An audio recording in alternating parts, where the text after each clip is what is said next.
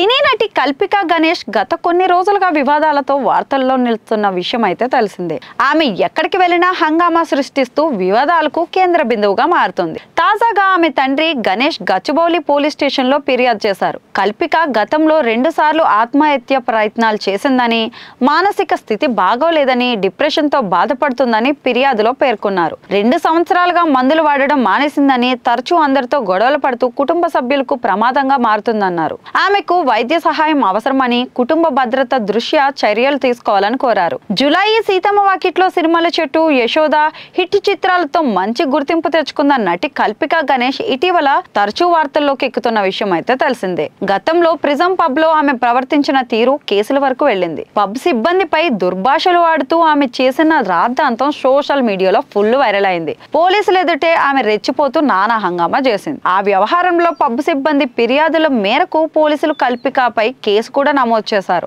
అయితే తాజాగా హైదరాబాద్ నగరం శివారులో ఒక రిసార్ట్ లో ఆమె అలాగే ప్రవర్తించింది.